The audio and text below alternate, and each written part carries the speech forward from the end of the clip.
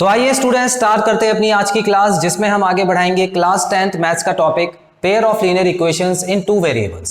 So students, जैसे कि आप जानते हैं इस एक्सरसाइज में हम स्टेटमेंट वाले क्वेश्चंस कर रहे हैं जो एलिमिनेशन मेथड पे बेस्ड है। सो पिछले पार्ट्स में हमने काफी क्वेश्चंस कर लिए हैं और जो बचे हुए क्वेश्चंस हैं वो इस पार्ट में मैं आपको कराने वाला हूं। सो आइए स्टूडेंट्स देखते हैं कौन से स्टेटमेंट वाले क्वेश्चंस इस पार्ट में करने वाले हैं और स्टेटमेंट वाइज जो कॉन्सेप्ट है उसको भी अच्छे से समझेंगे। सो सबसे पहले आप देख सकते हैं स्टूडेंट्स, एक्सरसाइज 3.4 का क्वेश्चन नंबर 1 है जिसका सेकंड पार्ट है। बड़ा ही सिंपल क्वेश्चन है, ये ऑलरेडी एज से रिलेटेड है और ये मैं करा चुका हूं आपको पहले की वीडियोस में। तो बिल्कुल उसी तरह से हम ये वाला क्वेश्चन भी करेंगे। आइए पहले समझ लेते हैं। क्वेश्चन में दिया है 5 years ago, मतलब 5 साल पहले, Noori was thrice as old as Sonu.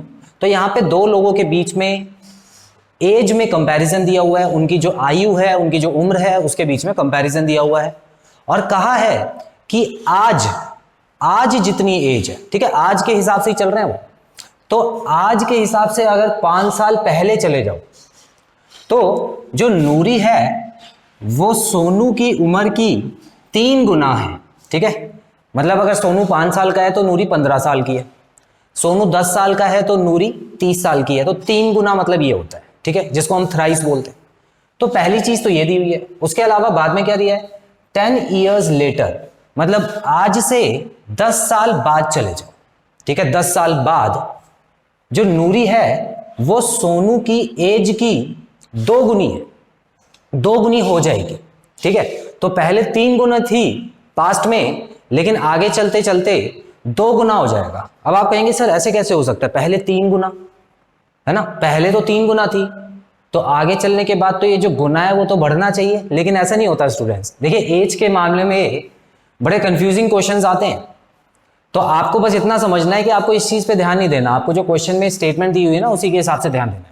जब आंसर आ जाएगा तो आपको ये भी बताऊंगा कि पहले वो 3 गुना क्यों थी और बाद में वो 2 गुना क्यों हो गई।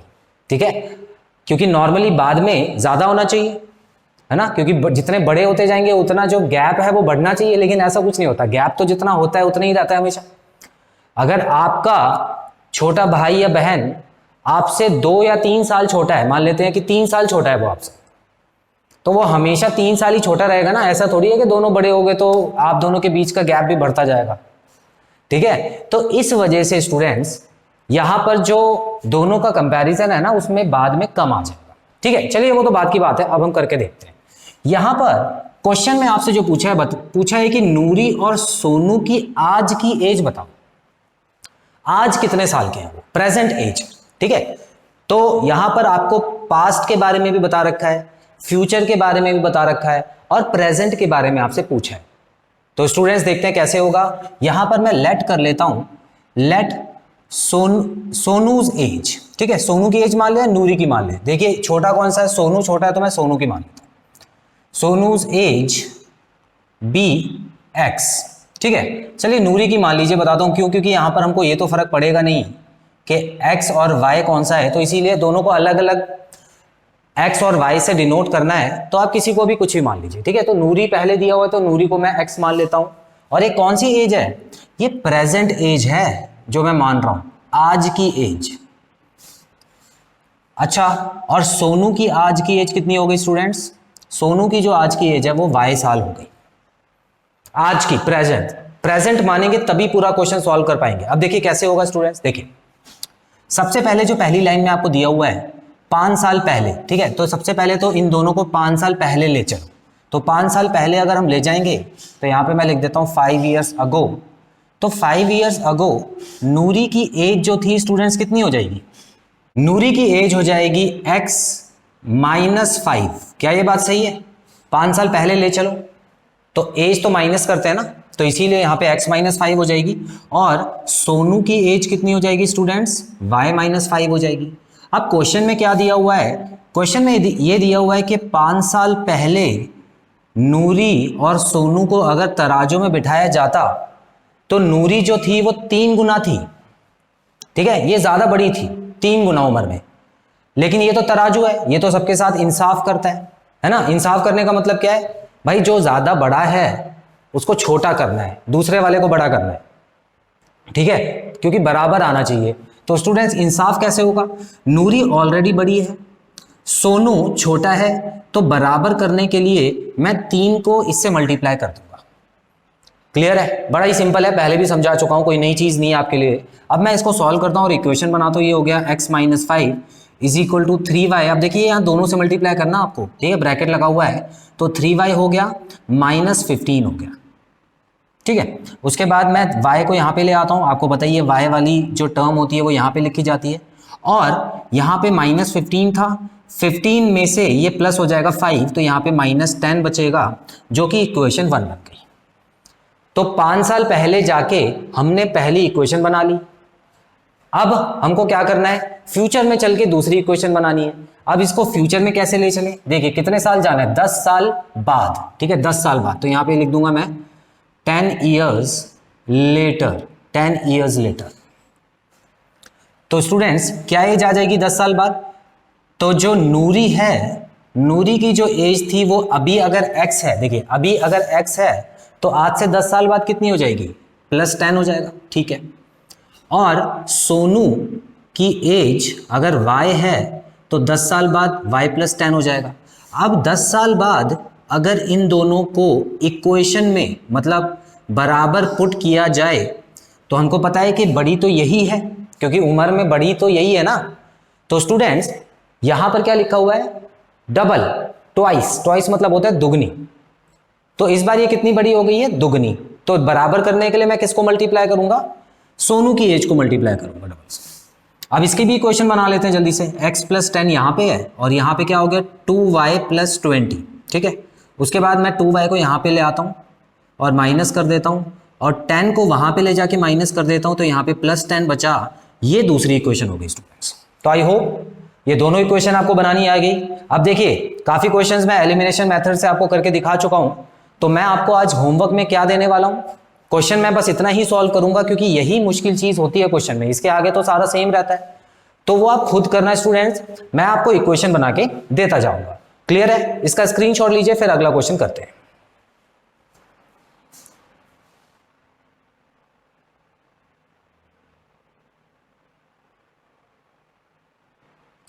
स्टूडेंट्स बढ़ते हैं क्वेश्चन नंबर 4 की तरफ। क्वेश्चन 1 के पार्ट 4 पे आ गए। अब हम आइए देखते हैं क्वेश्चन में क्या दिया है। Meena went to a bank to withdraw ₹2000। तो मीना एक बैंक जाती है, अपने बैंक जाती है, और वहां पर वो 2000 रुपए निकालने के लिए जाती है। ठीक है, 2000 रुपए टोटल जो मनी वैल्यू दे रखी है उसको नोट डाउन कीजिएगा, 2000 रुपए निकालने हैं उसको टोटल। ठीक है, she asked the cashier to give her ₹50 and ₹100 notes only. तो उसने कैशियर, कैशियर मतलब जो आदमी कैश वगैरह संभालता है बैंक में, जो कैश डिपॉजिट करता है, कैश को विड्रॉ करवाता है, तो उसको कैशियर बोला जाता है स्टूडेंट्स। तो उसने कैशियर से जाके सीधा उसने बोल दिया कि मुझे जो पैसा है 2000 रुपए जो है वो 50 के नोट और 100 के नोट में ही चाहिए। मतलब आप मुझे 2 तरीके के नोट ही दोगे, एक 50 का नोट होना चाहिए और दूसरा 100 का नोट होना चाहिए। ठीक है, मुझे 500 के नोट और 2000 का नोट नहीं चाहिए। क्लियर, ठीक है। तो कैशियर भी मान गया, तो उसने उसको 50 और 100 के नोट में ही 2000 रुपए दिए। तो उसको टोटल कितने नोट मिले, लिखा है Meena got 25 notes in all. तो टोटल उसको 25 नोट मिले। जब उसने नोट गिने तो 25 थे, लेकिन जो उनकी मनी वैल्यू थी, जो रुपए थे, जो उसकी कीमत थी, वो 2000 ही थी। ठीक है, तो नोट कितने थे, 25 थे, लेकिन उसकी कीमत जो थी वो 2000 थी। आई होप ये चीज क्लियर है। आपको ये बताना है कि उसने 50 रुपए के कितने नोट उसको मिले और 100 रुपए के कितने नोट मिले। अब स्टूडेंट्स यहाँ पे है ना कंफ्यूजन ये हो जाती है कि नंबर ऑफ नोट्स और उस पर लिखी हुई जो कीमत है, जो उसकी वैल्यू है, उसको कैसे सॉल्व करें। यहाँ पे बड़ी कंफ्यूजन हो जाती है। यहाँ पे 2000 रुपए उसको निकालने थे, 25 नोट की बात हो रही है, 50 और 100 के नोट की बात हो रही है, तो ये बहुत कंफ्यूजिंग हो गया। अब यहाँ पर इसको समझने के लिए कॉन्सेप्ट समझिए स्टूडेंट्स।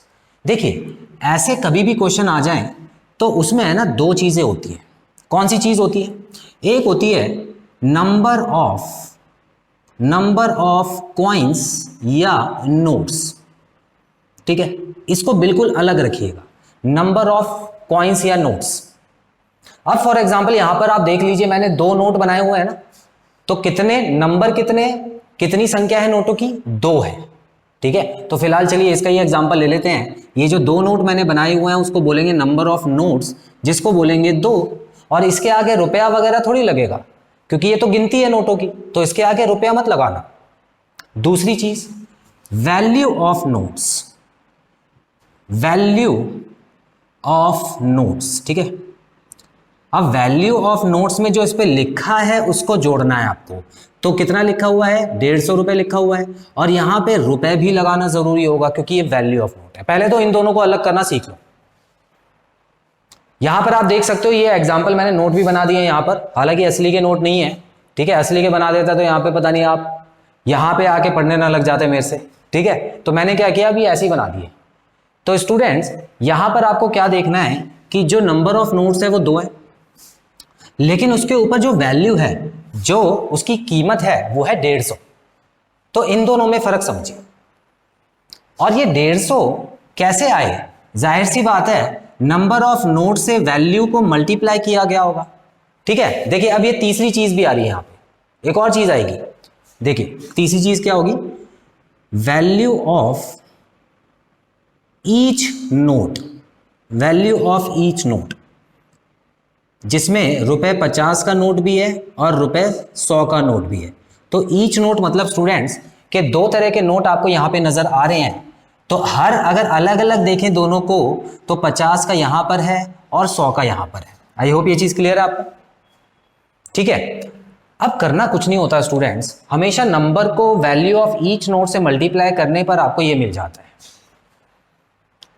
ठीक है, हो सकता है ऐसे भी ना समझ आए। चलिए एक बात बताइए, मेरे पास 2 सिक्के, मतलब मेरे पास 5 सिक्के हैं 2 रुपए के। कितने सिक्के हैं?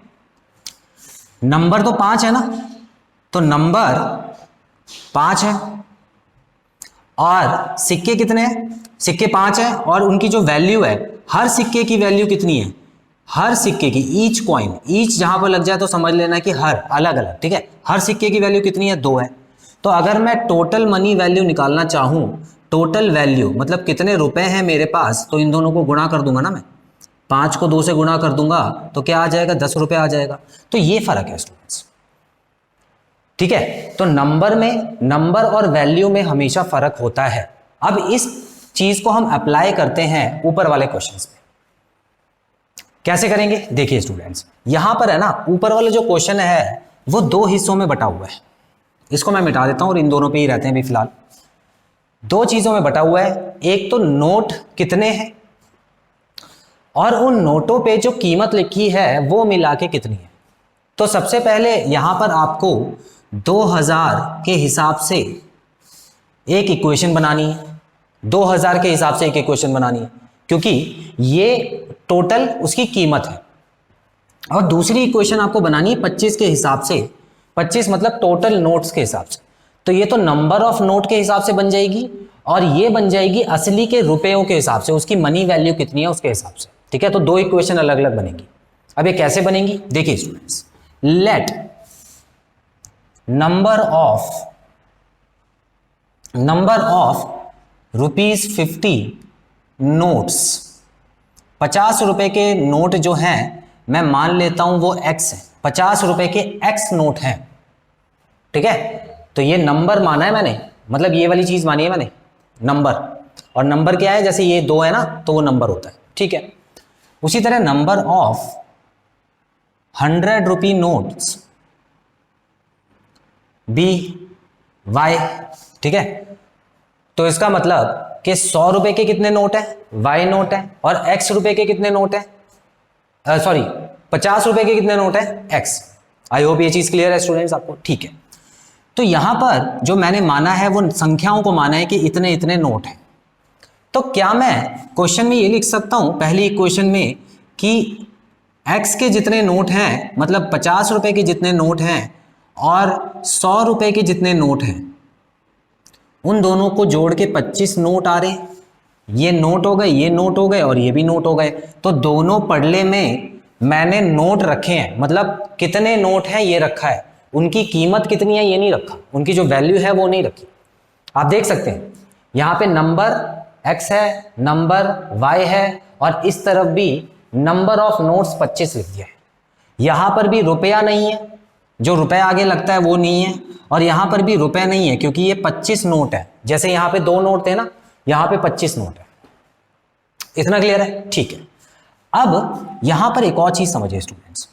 अब अगर मैं दूसरी, ये तो इक्वेशन 1 बन गई, अब दूसरी इक्वेशन बनानी है मुझे रुपए के हिसाब से, जो उसकी असली कीमत है इसके हिसाब से।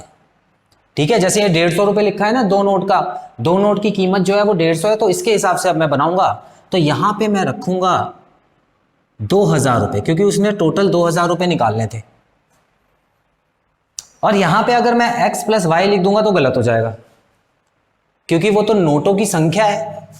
नोटों की संख्या को नोटों की कीमत के बराबर तो नहीं कर सकते, तो मुझे यहां पर भी कीमत लिखनी पड़ेगी अगर यहां कीमत लिखी है तो स्टूडेंट्स बड़ा ही सिंपल है। एक चीज बताइए, 50 रुपए का एक नोट, ठीक है, अगर x की वैल्यू 1 होती, 50 रुपए का एक नोट की वैल्यू क्या होगी, कीमत क्या होगी, 50 होगी।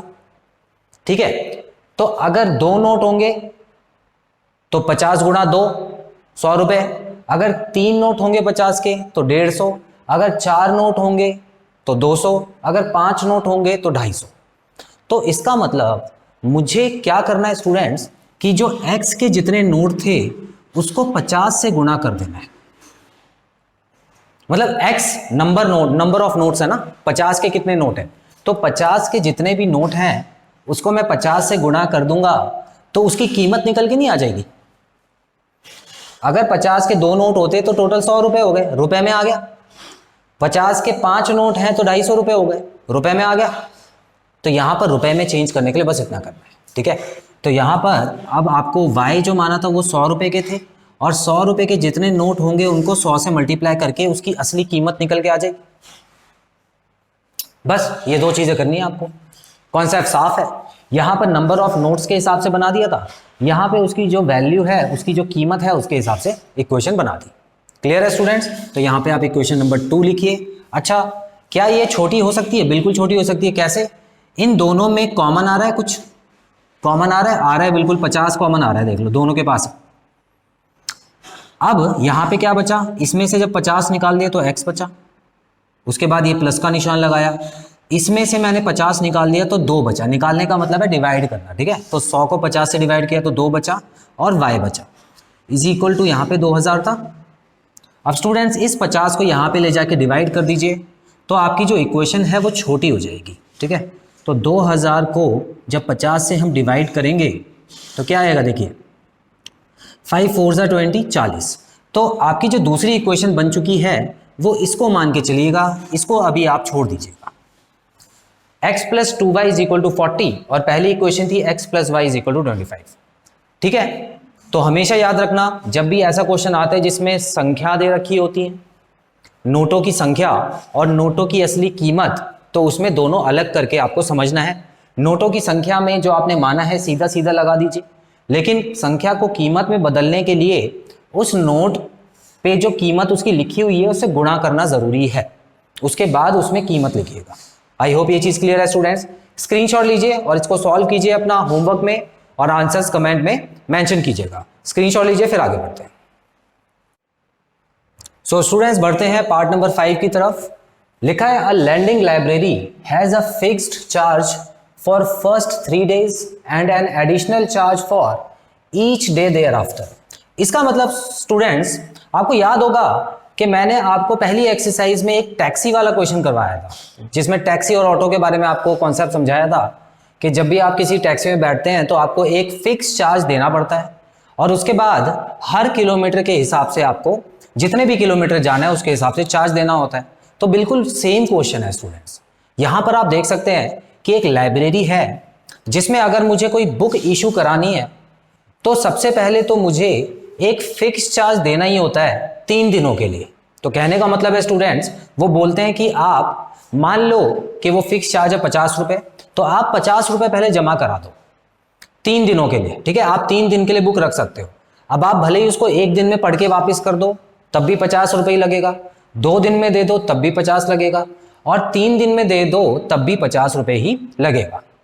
उसके अलावा उन्होंने कहा कि हर दिन का ₹10 एक्स्ट्रा लगेगा 3 दिन के बाद। ठीक है, 3 दिन का तो फिक्स रहेगा, 3 दिन तक आपको कोई एक्स्ट्रा देने की जरूरत नहीं है, बस 3 दिन का ₹50 दे दिया आपने, तो चौथे दिन से ₹10 और ऐड कर देना, ₹60 हो जाएंगे।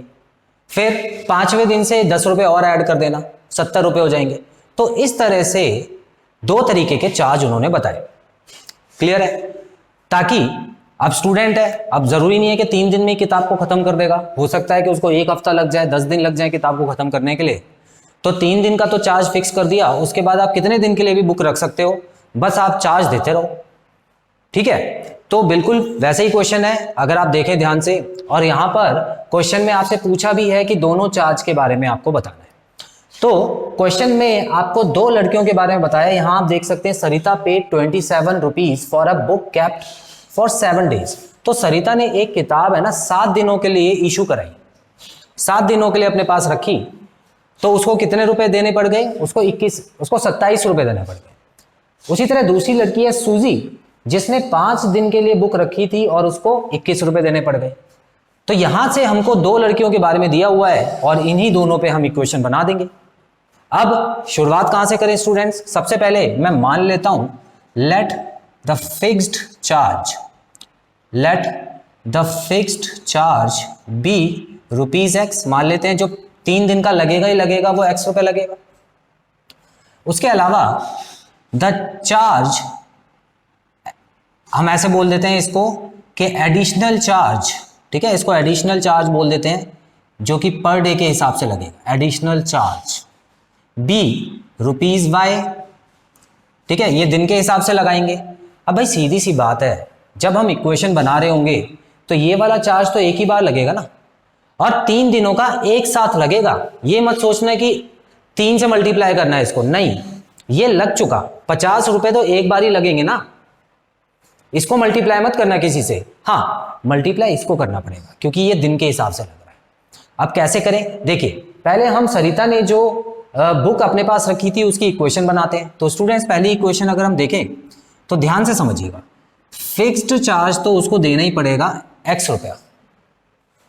ठीक है, चलिए सबसे पहले मैं यहाँ पे 27 लिख देता हूँ क्योंकि उसने टोटल कितने रुपए दिए, ₹27 दिए ना, टोटल ₹27 दिए।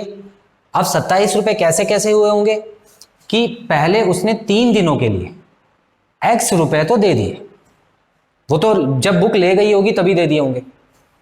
उसके अलावा कितने दिन के लिए रखे हैं उसने? देखिए 7 दिन लिखा हुआ है, तो 7 में से 3 दिन की पेमेंट हो चुकी है। कितने दिन बचे? 4 दिन बचे। तो इसका मतलब जो हर दिन का खर्चा है उसको 4 से मल्टीप्लाई कीजिएगा, क्योंकि 4 दिन उसने किताब रखी, तो टोटल इतना एडिशनल, मतलब अलग से जो खर्चा हुआ वो इतना हो गया। ये तो फिक्स था और ये अलग से हो गया, इन दोनों को जोड़ के ₹27 बन गया। ये हो गई आपकी पहली इक्वेशन। सूजी की इक्वेशन क्या बनेगी स्टूडेंट्स? सूजी ने ₹21 दिए थे और उसने कितने दिन रखी किताब? 5 दिन रखी। तो भाई सीधी सी बात है, ₹X तो उसने भी दिए होंगे ना, ₹X तो उसने भी दिए होंगे, जो कि फिक्स चार्ज था 3 दिन का। और बचे कितने दिन? 2 दिन एक्स्ट्रा रखी उसने अपने पास बुक। तो स्टूडेंट्स जो रोज का खर्चा है वो उसका 2 बार हो गया 2 दिन के लिए, तो इसको 2 से मल्टीप्लाई कर देना। तो यहां पर आपकी जो इक्वेशन बन गई वो कौन सी बन गई स्टूडेंट्स? 2 बन गई। अब आप इन दोनों को सॉल्व करके आपका आंसर निकालिए। चलिए ये वाला क्वेश्चन मैं ही कर देता हूं सॉल्व। आप यहां देख सकते हैं कि दोनों इक्वेशन बन चुकी हैं स्टूडेंट्स। अब एलिमिनेशन करने के लिए मुझे किसी एक का साइन चेंज करना होगा। ठीक है, x और x सेम है, तो चलिए मैं माइनस कर देता हूं सभी इक्वेशन को। तो यहां पर x और x कट गया, 4 में से 2 माइनस हुआ तो क्या बचा? 2y हो गया, और 27 में से 21 गया तो 6, तो y की वैल्यू क्या हो गई?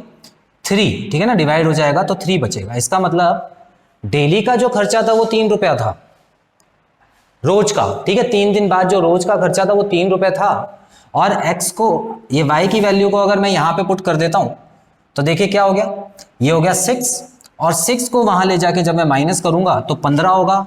तो इसका मतलब x की वैल्यू 15, तो जो फिक्स्ड चार्ज था स्टूडेंट्स, जो देना ही देना था 3 दिनों का, वो ₹15 था। ठीक है, अब एक चीज चेक कर लेते हैं कि क्या दोनों सही आ रहे हैं।